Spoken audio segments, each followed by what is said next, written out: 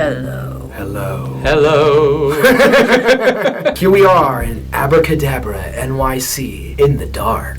With the cloud lights behind us. With the cloud lights behind us, it adds a spooky It's a little bit aesthetic. And we're here doing some spooky story time. You know, if you guys like this sort of content we're making, let us know. Share, comment, like, and subscribe, and we'll definitely do more because we have more ideas for ones coming up after this. So pretty much each of us is challenged to come up with or like find an awesome short horror story that we can tell to you tonight. I'm a little nervous. I'm scared to be honest. We're also doing this in the basement of our store. Separate horror story, but this place is actually haunted as hell. Not gonna tell you about it right now, but I'm uneasy just being down here with the lights off. As soon as we turn the lights off, I'm not cool. Well, last time we actually filmed a video down here, we had shit happen. Yeah, that was weird. There's like noises, like I've been hearing like things like falling off. A mask. I haven't had my spook cherry popped yet. Not yet. So I'm just waiting for that to happen. Maybe it's tonight. I really don't want it to be tonight. I don't know. It's like I'm not in the mood.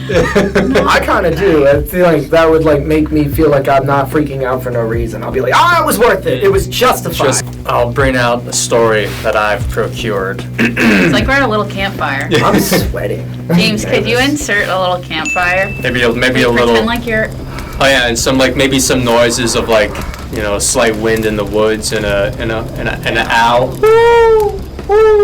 Everyone, collectively, take a breath.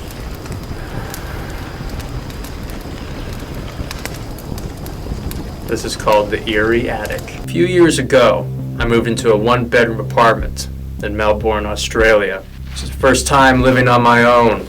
The apartment block had been built in the 1930s. I'd been there for a few months when I came home from work one day and went into the bathroom. I saw something strange. A wooden board which had covered a hole in the ceiling that led to a small attic space lay fractured in two pieces. I examined the pieces. The board was an inch thick and it would have taken Bruce Lee to break it. I thought the landlord had sent someone to work on the attic. I was frozen stiff with fear. Someone is up there for sure, I thought. I emailed pictures to the landlord asking if anyone had been there with an undertone of annoyance since she hadn't warned me. Her reply read, "Please call me as soon as you are able to." Called, and she explained that her last two tenants had said the same thing happened. She promised to replace the board, and she did. The last two tenants said that, I'd be like, all right, no more for me. It's a repeat occurrence. Yeah. Why? Well, a month later, I woke up one night around 4 a.m. My body was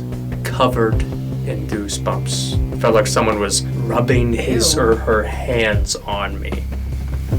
Everything was silent. But then I heard a dragging sound coming from above my bed. It was as if someone was pulling a sack of something heavy. I froze, convinced someone was up there. There's no way an animal could have made that sound. After 5 minutes, I worked up the courage to turn on the light, arm myself with a cricket bat, very Australian. A cricket bat. That's when I saw that the new board covering the hole was broken in two. That bitch. That. I felt sick. The dragging sound had stopped. But I heard something else. Whispering. The sound was... I'm sorry. Sorry. The sound was clear, coming from the attic. It sounded like children's voices. I could hear one sentence repeated over and over. It's your turn. I switched on every light in the apartment to make things feel normal. It was 5 a.m. and dark outside. I watched TV to try to unwind, then a fuse blew. My pet bird, Dexter, whom I kept in the kitchen, usually never made a sound at night, but he started squawking like he was being strangled. I never heard him make those sort of noises. He was screaming. Grabbed my car keys, ran out, sat in my car, and waited there until the sun came up. When I saw people walking their dogs, this comforted me enough to go back in. The front door was open, and I figured I might have forgotten to close it when I ran out. I went to the kitchen to check on Dexter, but he wasn't in his cage. How do people, like, you're going to leave your house but leave your animal there? You don't care about your animal if you leave your animal in the house. They just do it different in Australia. I felt sick again. All my windows were closed, so I looked everywhere inside. When I walked to the bathroom, I heard splashing. Ew. Dexter was half drowned in the toilet. No, Dexter. I took him out, washed him, and dried him. I was so confused. 8 a.m. I called the landlord and gave her a watered-down version of the night. Oh, wow, you heard the whispering too, she said. I stayed in that apartment for another 18 months. Although I live elsewhere now, the landlord recently called. She said that her new tenants had begged to speak with me about some of the stuff that's been going on there. Forget it. It's their problem now. I don't like that. First of all, I feel bad for the bird. Yeah, poor Dexter. That was spooky. I'm curious what the next story is. Is it my turn? He hands the torch. Hand the torch over. This is one that I just came up with on the whim today and everything like that. I'm kind of basing some personal experience and then just kind of in a wealthier neighborhood in Michigan, Bloomfield Hills. Of course. Oh yes, a little deep into the woods in the neighborhoods. This is the kind of neighborhood where houses are very spread apart and everything like that. There lays just a very quiet bridge with no lights that's over train tracks. This bridge is called Troll Bridge. If the jump didn't get them, the train surely would at the bottom. Jeez. It was a popular like party spot and everything, but then unfortunately after too many suicides and everything. Party spot though, like. Yeah, like kids would go there and everything like that late at night. Go Never in my party days though, I'd be like, let's party by the train. I'm gonna cut that part out. Let's rewind. There's an old 2-story house that overlooks the bridge a little deep into the woods where an old man resides. It's said that the old man's wife had also jumped off the bridge about like 40 years ago or so. So he vigilantly keeps watch. If he sees anybody, he calls the cops. So the bodies just kept piling up, unfortunately, and then they eventually just put up these really tall 10-foot fences with curves on the top, and yeah, no trespassing signs. So it was like literally, you go there now, you're getting in trouble, you're going to jail or something like that. Our story starts with 3 friends, Curtis, Michael, and April. One night they decide to visit Troll Bridge and everything. Armed with the Ouija board, they decide to go there. Of course they have a check it out. Of course they do. Of course they do. Yeah. They come to check it out because the area has become known to be really haunted. One night, late at night, they drive out. It's a moonlit night, you know, completely like perfect. The bridge is lit up even without lights. The only light that you see is in the distance, just a kitchen light that's turned on.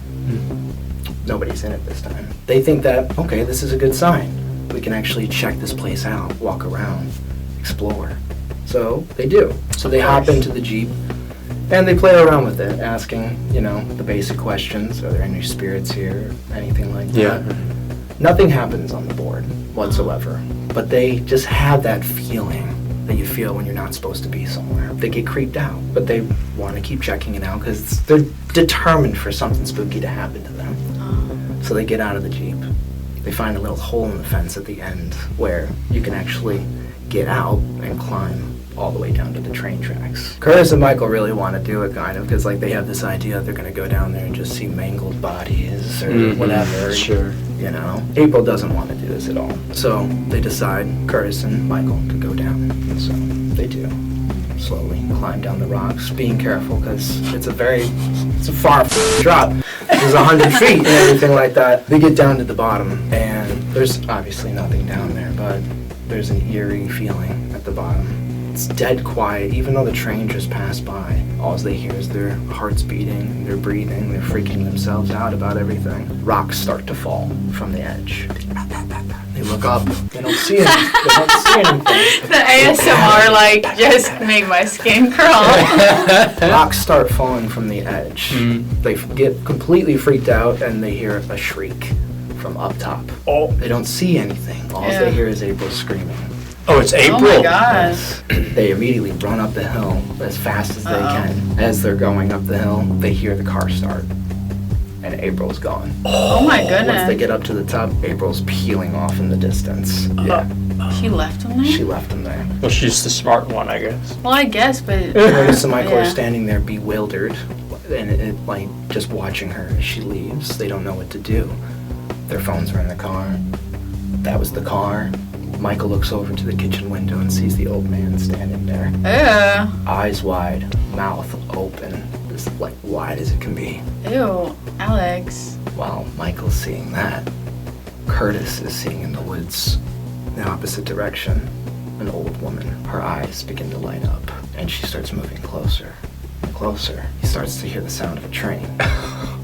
Oh my He God. finds himself on the other end of the fence. Of course he is. And he comes to because he hears the sounds of rocks Ah. falling. Michael's on the other end of the fence going, Curtis, get down, Oh my get down, God. get down. And a quick whisper in his ear says, I see you. And he loses his balance and falls. Oh my God. Time slows down. He's falling forever, it feels like. But he knows if the fall doesn't kill him, the train will. Yeah. That's mine. Mr. Hyde came down at some point Oh, and went really? into the dark and it freaked me out. Oh my God, Mr. Hyde. That's my ghost story, though. So actually, the parts of that story that were real, everything, really practically, the old man, the Ouija board, the old woman's not a thing. The But only- you witnessed an old man. Oh yeah, in the window. But then the cops showed up. We were young enough that they were like, we're gonna let you go off on a warning and everything like that. They showed up fast. We actually did go down to the tracks. There was None of obviously your nothing friends down there. died. Nobody died. Nobody died. The rocks did. That's not your phone. I This just isn't did my it phone. for your light. Huh? Because you're telling a story. What the f do you see? You're getting haunted right now. No, that's apparently. the that's on the camera. Oh my God! Oh, it's a blink on the Nothing is- camera. nothing is- Just blinking me behind being us. blind because Wow. I I didn't noticed- see it. I was like, No, wait, because what the I fuck? saw that right when you started. I was like, oh, that's just on the viewfinder. Okay, Wow. that made me very nervous. I was like, hold on a second. I actually did go down to the bottom of the tracks due to a hole in the fence, climbed all the way down, and when we were down there, rocks did fall. And we didn't know what it was or anything like that, but then when we Creepy. did go up, my girlfriend at the time, she was so skinny she was able to slip through, and she was on the other side of the fence. The 100-foot drop, just hanging on doing it, and then she kicked her feet, and like some rocks fell, and it was the same fucking sound that we heard, but nobody was there before. Oh my Huh. goodness. And then a time before, this was the time before that when we did the Ouija board with, Why? You never do Yeah. that. I did have somebody whisper in my ear. It was fucked up. That's creepy. All the friends were in front of me, whisper in the ear. I screamed bloody murder. We all jumped into the Jeep and fucking drove out of there. I'm So nervous we now. have one story left. This better make me shit myself, Ashley. I don't think it will, honestly. I don't think it's that scary of a story. I don't know. I tried to whip something. Trying to whip something Yes, up. And that's the fun part of this. up. Mario. Fuck, that's the cap. Oh, there's he just, Hyde. Yeah, he just came out of the Mr. dark. Hyde, did you come to see my story? Mr. Hyde gave Alex a jump Yeah, scare. he walked out of the Mr. dark and was like, Hyde. "Ugh." The first word I realized a typo in my story. Lucid dreaming is very perplexing. Poppy didn't hate her gift, but it really took a toll on her every night. She became used to being between the two realms. It felt safer to her. She began to focus on her school and her friends and was able to coast through high school and her first 2 years of college. Stress began to catch up with Poppy quickly. While the stress increased, her ability to remain grounded became harder and harder until the veil became lifted. Two worlds juxtaposing themselves like a magician doing a sword illusion. Between the worlds, there are no rules for these spirits, so it is imperative that you don't stay long. No amount of drugs or alcohol could black her out enough to stop her from slipping back. She began to see the shadows watch her while she was awake, patiently waiting. They began to get restless after a few weeks and began to get more vocal. While she would strain her eyes to stay awake, they would just whisper that they were waiting for her. Just close your eyes, rest, come join us. She began to turn her friends against her with her outbursts and drug addiction. She was so tired and all she wanted to do was rest. One day she let herself slip. She fell asleep and she was there. She woke up alone in a void with a gray misty sky and a dry cracked ground. She watched the dust crumble for what seemed to be thousands of miles. She felt the tears fill up in her eyes. No, she said in fear. She heard a rustle behind her. She had to start moving. She began to jump from pavement to pavement. She dared not look behind her as she felt the footsteps getting closer. She knew she had to keep running, but it felt like she had been running for hours. As she continued, the pavement seemed to get further and further apart. She skidded as she came to the end of the pavement. She's never been to the end before. She didn't know there was an end. You've decided to come, a voice whispered in her ear. She knew it was him. She turned around slowly. Oh, I lost my place in the story. My sweaty ass finger. Hold on. You could show that much emotion for some of these lines. You can. I can't because I'm a bad storyteller. This was working. It was good. I was engaged. Oh, he's doing it again. He's doing it again. He's looking at me. What are you looking at? Mama. Don't look over there, because I don't want to look. Okay. Hold on, Really wait, ended, but... whoa. What? I'm not gonna look. Okay, That scared me, but no, there was... scared me! There was a noise. Oh my god. I think I actually almost shit my pants on Connor's grumble. I was like, there's a demon coming. I literally like frozen on it, like felt my breath hold. I was like... Yeah, it's just growling from below, but you know, it's just right here. There's any spirits down here making noise. She's never been to the end before. She didn't know there was an end. You've decided to come, a voice whispered in her ear. She knew it was him, turned around slowly to unveil a tall man.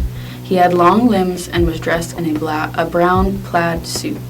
He had no face, yet you knew he was always smiling from ear to ear. He bent down so he could meet her face and tucked her hair behind her ear. She thrusted herself away from him and jumped off the ledge into the void. As she fell, she saw him dive after her. She almost seemed to fall slower and slower as he got closer. She tried everything to get herself awake until she was able to snap herself out of it. She bolted awake, sweat dripping from her face like she just took a shower. Okay, again, that got me, and I thought it was someone like coming like kind of like Pumble running down the stairs. Well, we gotta make a rule that we have to eat before we do these, I guess. I guess we should bring food to these, just in case. Oh my god, thank god, she explained until she heard a small creak. A feeling of dread washed over her as her skin began to crawl. Rustling began in her closet, and she slowly turned her head to face it. The closet door burst! Oh my god! Okay. Jesus, wait. You! And the tall man grabbed her in. To this day, she can't be found. Her friends think she overdosed or left the country without telling anyone. Her friends still think her family still thinks she's out there. Every year on her birthday, they go to places she liked, hoping that she'll come.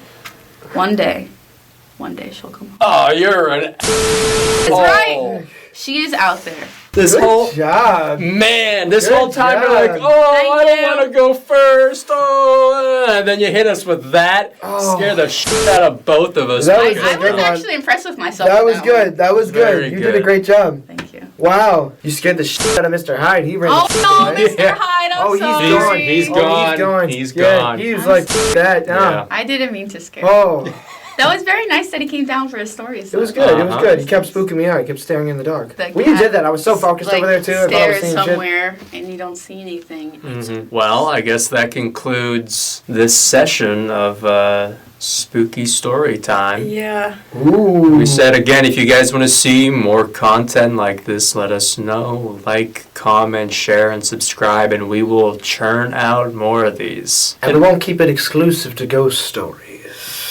And we may bring snacks, so my stomach growling isn't confused So with monstrous noises. I guess if you want us to review something, let us know. We could do a review and tell ghost stories in the dark while we scare ourselves. Mhm. I think Mr. Hyde's back. Yes, he is. Unless it's just the jingling. Do you think he is trying then- to find mice or like literally like? Then one day, we'll tell you about what happened at Abracadabra NYC. And lights out, 3, 2, 1. I kind of failed. Seriously though, like who is going to turn the lights on? I'll do it. I'll do it. Yeah. Okay. Yeah, you should. Hopefully you experience a haunting. See you later, Connor. Miss Shadow Man, actually, where you're walking, pushed a mannequin down once. Yeah, that I did caught happen. it before we were filming. Imagine the guy at the gas. Ah, stop!